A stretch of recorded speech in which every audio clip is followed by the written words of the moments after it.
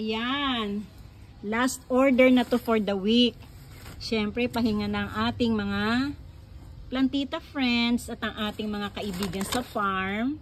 Ang ating suppliers. Ayan. Actually, may order pa nga ako sa Bohol. Pero after Holy Week na ang delivery. So, since Holy Monday na nga ngayon, last order na to for the week. At syempre, mangingili naman ng ating mga plantita friends, suppliers, mga taga-farm. Ayan.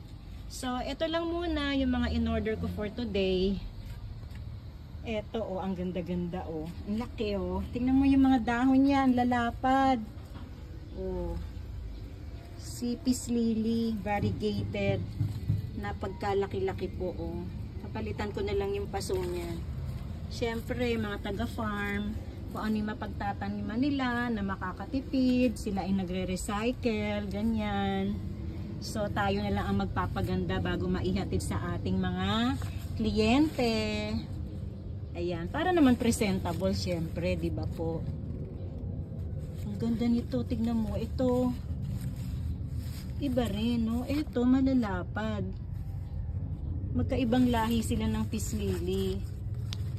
Ayan, tas ito, kumuha ulit ako ng ano, yung Sanadu. Alam mo, marami kasing nagkakagusto dito. Ang tibay-tibay niya kasi. Tsaka maganda nga naman, lalo na pag maganda rin ang paso. Huwag nyo nang tignan yung paso niya ngayon. Ayan, syempre bibihisan natin yan. Ay, ang saya, 2 puno pala ito, maaari ng paghiwalayin. O, diba? Maaari na kaya talaga itong i-propagate. Oo, matured na. Ayan. Oo nga. Pwedeng-pwede. Ayan, oh. Wow. So, magagawa ko pa siyang 2 halaman. O, diba? Tapos, eto naman, si Alocasia amazonica.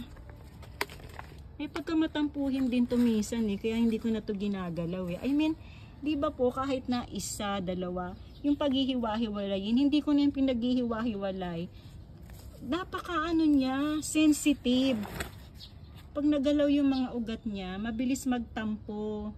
Yung mga dahon niya, isa-isang naninilaw, tapos nahuhulog. Ayun, alam mo po, hanggang sa maubos na yung mga dahon niya. Naku, kilala ko na to si amazonica. May sumpong nga kasi yan na ganyan. Ayan, tsaka ayaw niya rin ng palipat-lipat yung pwesto niya. Yun. So, ito, meron din tayo ding golden ceratum, philodendron. Ito, malupa lang yan, syempre galing sa farm. Pero once na punasan na yan, nalinisan, ay, pagkaganda-ganda. Ang laki! Tingnan niyo po. Hindi natin masyadong na-appreciate, ano? Kasi nagtatago yung kabuuan niya. Ay, ano ba yun? na ano ko, na tanggal lang sa lupa. Ayusin ko na lang. Si ano po ito? Black cardinal. Tingnan nyo, ang laki ng dahon. Oh, ang laki. Giant.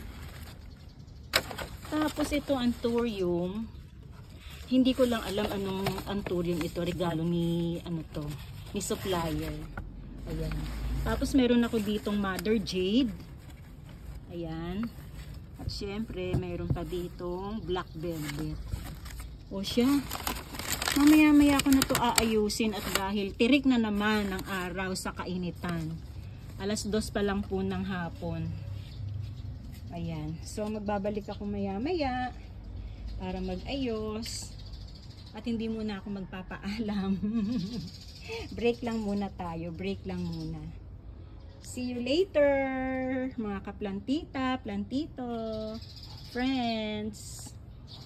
Yan muna. Pasensya na, may mga tsinelas.